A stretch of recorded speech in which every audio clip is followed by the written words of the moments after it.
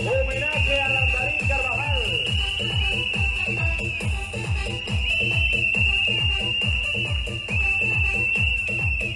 Por los 500 de la Villa de San Cristóbal de La Habana.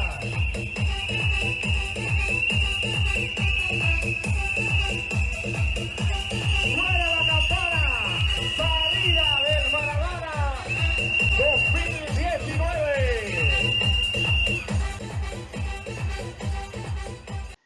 Qui était cet homme à qui plusieurs participants et spectateurs ont rendu hommage en utilisant un sifflet lors du départ du marathon de La Havane en 2019? Qui était cet humble Cubain, Félix de la Caridad Carvajal Soto, qui fut le premier Caribéen à courir le marathon 115 ans auparavant lors des Jeux Olympiques de 1904 à Saint-Louis aux USA? Félix Carvajal, surnommé El Andarín Carvajal, Carvajal, le coureur de fond, est resté dans l'imaginaire des habitants de La Havane, au point que les plus vieux utilisaient une expression pour dire qu'ils avaient beaucoup marché dans la journée, en disant « J'ai couru plus que l'Andarín Carvajal ». Et il a couru, Félix Carvajal, d'abord contre la misère, toute sa vie, contre l'indifférence des divers gouvernements qui se sont succédés quand Cuba était encore une colonie états-unienne, contre la fatalité, et aujourd'hui contre l'oubli. Il est né en 1875, quand Cuba était encore une colonie espagnole, à La Havane, dans une maison vétuste de la rue Aguila, à l'angle du Malecón, dans un quartier plutôt mal fréquenté à l'époque. Ses parents quittèrent rapidement le quartier pour s'installer à San Antonio de los Baños, à l'extérieur de La Havane. Là, encore tout enfant, son grand jeu était de courir derrière les cabriolets et les chevaux, et personne n'était capable de le suivre. À l'âge de 14 ans, il s'est confronté au coureur de fond espagnol, Mariano Bielsa, qui réalisait des exhibitions de sa résistance physique. Il s'agissait de courir jusqu'à ce que l'un des deux abandonne. Le duel commença à 7 heures du matin, un dimanche de novembre. À 5 heures de l'après-midi, Bielsa abandonna, tandis que Félix Carvajal continua de courir encore pendant 2 heures. Ce jour-là, il est sorti de l'anonymat et il décida qu'il voulait vivre de ses dons pour la course d'endurance. Sa force de caractère était à la hauteur de son endurance physique. Et quand le directeur d'un petit journal de San Antonio de los Baños, Juan Manuel Castañón, commenta à la suite de sa victoire, « Ce paresseux, dénommé Carvajal, est bon, non pas pour courir par les rues de la ville, mais pour les balayer. » Félix vint voir l'impertinent pour le frapper devant la rédaction du journal à plusieurs reprises avec une cravache en cuir. Le journaliste lui intenta un procès qu'il perdit, car la population et le juge estimèrent que l'idole locale avait gagné honnêtement son duel contre le coureur espagnol. 6 ans plus tard débutait la guerre voulue par José Martí contre la domination espagnole. Félix mit ses capacités au service des révolutionnaires indépendantistes en servant de messager. Il a couru de village en village pour assurer la liaison entre les différentes troupes des Mambis jusqu'au moment où il a failli être pris pour être fusillé et qu'il dut se sauver à Tampa, en Floride. Après la guerre, il est revenu à La Havane sans que son rôle pour la libération de son pays lui soit reconnu. Tout en continuant son activité sportive, il exerçait alors plusieurs professions comme barbier, porteur de pancartes publicitaires, facteur. Il utilisait alors son sifflet pour prévenir de son passage, ce qui lui permettait d'être reconnu par la population. C'est de ce sifflet que vient celui des participants du marathon de 2019. Il a appris que la 3e Olympiade de l'ère moderne allait se dérouler à Saint-Louis, dans le Missouri, aux USA, en 1904. Il fallait payer le voyage, il n'avait pas un sou, et le président cubain de l'époque, Estrella Palma, lui refusait toute aide. N'étant pas du genre à s'avouer vaincu, il décida de collecter l'argent nécessaire en parcourant les rues de la Havane, sifflet à la bouche, revêtu d'une chemisette où il avait écrit « Aider un athlète qui veut participer à l'Olympiade de Saint-Louis ». Il put réunir de quoi payer le bateau pour la Nouvelle-Orléans. Mais il avait trop peu d'argent pour acheter un billet de train pour aller de la Nouvelle-Orléans à Saint-Louis. Il fit donc cette route de 1200 km à pied ou en faisant du stop quand c'était possible. Il arriva à Saint-Louis juste à temps pour s'inscrire à la course. Il n'avait pour tout équipement que les vêtements qu'il portait. On lui prêta des ciseaux et il découpa son pantalon pour le raccourcir, ainsi que les manches de sa chemise. Au pied, il conserva les chaussures de facteur qu'il portait depuis le départ de la Havane. On lui attribua le numéro 3. La plupart des autres coureurs le toisaient avec mépris en ne lui donnant aucune chance. Il s'avança sur la ligne de départ en subissant les moqueries de ceux qui étaient reposés, bien nourris, et qui bénéficiaient de l'appui d'une équipe de ravitaillement et de médecins. Félix Carvajal, en plus de sa curieuse allure, portait le poids de la fatigue accumulée lors de son voyage et d'une terrible faim qui le tenaillait puisqu'il n'avait pas mangé depuis 40 heures. Globalement, ces Jeux furent un scandale au niveau de l'organisation et de l'idéologie qui les sous-tendait, et le marathon n'a pas échappé à cette malédiction. Le parcours était extrêmement difficile. Il comptait de nombreuses côtes et passait sur des chemins de terre d'où s'échappait une horrible poussière, soulevée par les véhicules et les chevaux, que les coureurs devaient respirer.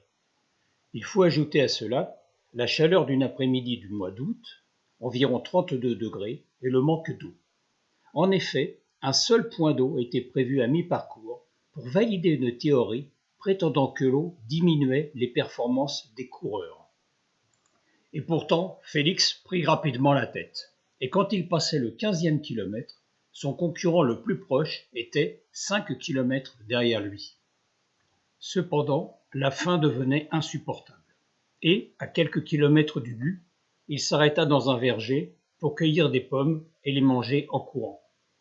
Malheureusement, elles étaient trop vertes, et son estomac, déjà mal en point, ne les a pas supportées. Il dut s'arrêter à plusieurs reprises, d'autant qu'une crise de diarrhée est venue lui compliquer la vie. C'est ainsi qu'il a vu passer plusieurs concurrents, enrageant contre cette trahison de la nature. Pourtant, il réussit à se remettre en course, à rattraper certains coureurs et arriver 5e. Mais le premier, Fred Lorz, avait fait une partie du trajet en voiture tout en saluant les spectateurs, ce qui a fait l'objet de caricatures dans la presse de l'époque. Il a donc été disqualifié. Malheureusement, un podium ne compte que 3 places, et le pauvre Félix dut se contenter de la 4e.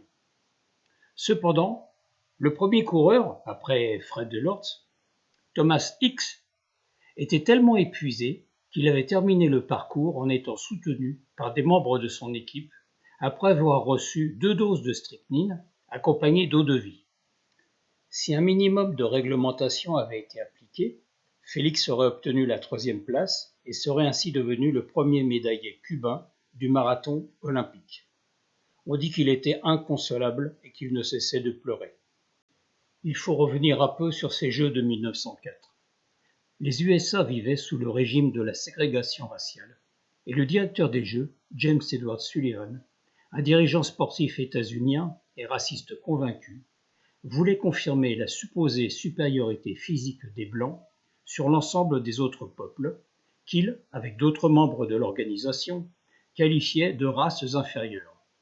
Ils ont donc fait venir des Amérindiens, bien sûr, et plusieurs autres représentants de peuples autochtones, comme des Philippins, des Asiatiques, des Pygmées, des Africains du Sud et bien d'autres, afin de participer à des compétitions que la plupart ne comprenaient pas ou trouvaient même ridicules, comme le lancer de poids pour les Amérindiens.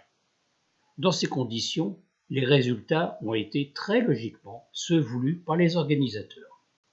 L'almanach consacré aux Jeux et édité en 1905 par Sullivan conclut ainsi sa section consacrée aux journées anthropologiques, comme il les appelait.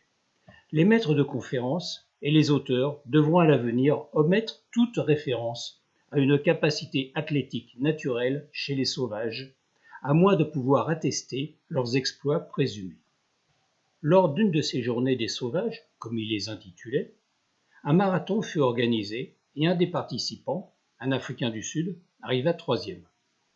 Comme il n'y avait pas beaucoup de coureurs étrangers pour le marathon officiel, les organisateurs passèrent outre leurs convictions racistes, et c'est ainsi que les deux premiers athlètes noirs africains, Len Tonian et Yann Masfiari, participèrent au marathon. Cependant, les chiens du sud des États-Unis étaient dressés à attaquer un noir qui courait. Même aujourd'hui, aux USA, un noir qui court est suspect. Ces deux athlètes furent donc agressés par des chiens furieux et perdirent ainsi un temps précieux. Ils terminèrent tout de même à la 9e et à la 12e place, alors que plus de la moitié des 32 participants avaient abandonné. Félix Carvajal resta aux USA pendant 14 mois et put participer avec succès à plusieurs compétitions qui lui permirent de revenir à Cuba avec un nombre appréciable de trophées et de médailles. Sur cette photo, prise pour le journal cubain Le Figaro, on le voit poser à côté du plus important de ceux-ci, une coupe d'or et d'argent. Le texte du journal rappelait que tous ces prix avaient été gagnés dans des courses de 25 à 40 000, dans des compétitions réunissant les meilleurs coureurs de fond connus. Malgré ces succès, les autorités cubaines ne s'intéressaient toujours pas à Félix Carvajal, qui continuait à subsister grâce à des emplois modestes. Les Jeux olympiques intercalaires d'Athènes de 1906 s'approchaient et un groupe de Cubains désirait qu'il y participe en compagnie d'un autre athlète, Ramón Funes. Cependant, Cuba subissait la seconde intervention militaire états-unienne et Félix Carvajal n'a pas voulu s'humilier en demandant une aide financière au proconsul nommé par Washington. Il recommença donc à parcourir la ville en courant avec son sifflet et à demander l'aide des habitants de la Havane, et ce fut donc une fois de plus grâce à la population qu'il put partir. Malheureusement, il arriva à Athènes après que la course eut lieu. Il fit alors un grand circuit en Europe et participa à plusieurs courses de fond. Il revint à Cuba avec plus de 50 prix et aussi pauvre qu'il était parti. En 1910, plusieurs pays d'Amérique latine allaient fêter le centenaire de leur indépendance et certains invitèrent Félix Carvajal à courir les marathons qu'ils organisaient à cette occasion. Il demanda une aide économique au président de la République cubaine, José Miguel Gómez, dont le gouvernement a laissé un souvenir de corruption politique et d'une servilité totale à l'égard des USA. Et évidemment, celui-ci refusa toute aide. En 1928, à l'âge de 53 ans, il réussit la prouesse de faire 4375 fois le tour de l'immeuble abritant l'hôtel Manzana de Gómez, aujourd'hui le grand hôtel Manzana Kempinski, à La Havane. La course, d'environ 920 km en tout, dura 6 jours et 6 nuits, pendant lesquels il prenait de courts repos tout en s'alimentant de jus d'orange. En 1930, il parcourt en courant l'île dans toute sa longueur, en partant de Guané, dans la province de Pinal del Rio, jusqu'à Santiago de Cuba, en passant par la toute nouvelle route centrale, soit 1139 km. Et puis, il repart en courant dans l'autre sens pour rentrer chez lui, soit 2300 km en tout. Lors de son retour, il croise à Camagüey Gerardo Machado, président cubain de l'époque et féroce dictateur. Celui-ci est en train d'inspecter les travaux de la route. Machado voulait immortaliser le moment, mais la voiture du photographe du président était accidentée plusieurs kilomètres en arrière. Félix continua sa course et retrouva l'équipe du photographe. Ceux-ci l'accueillirent chaleureusement, l'invitèrent à manger un morceau et à se désaltérer, puis il repartit. C'est à ce moment que le photographe se rendit compte qu'il n'avait pas pensé à prendre une photo du célèbre coureur, alors qu'il venait de faire une photo de toute l'équipe et de la voiture peu de temps auparavant.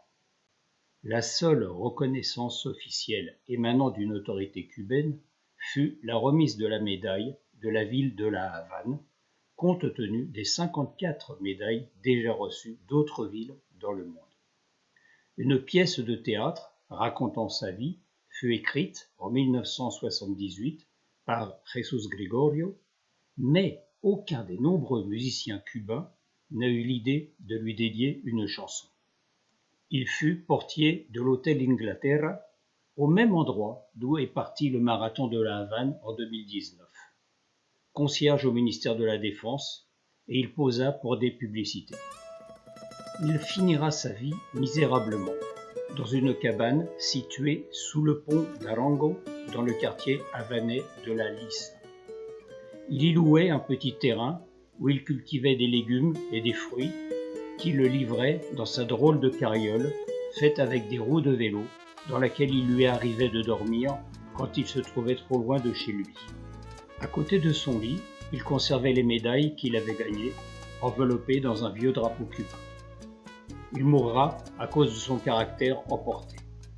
La vache d'un de ses voisins avait pénétré dans son jardin et détruit une partie de ses cultures. Malgré les excuses du propriétaire de l'animal et ses offres de réparation, il s'était emporté contre lui en se déclenchant un infarctus, cause de sa mort le 27 janvier 1949, à l'âge de 73 ans. Quelques jours avant, malgré les douleurs d'une hernie inguinale, il avait fait le tour de la Havane. Il est arrivé dans le stade du Cerro, le Latino-Americano, où il fit plusieurs tours de piste avant que ne commence une partie de baseball.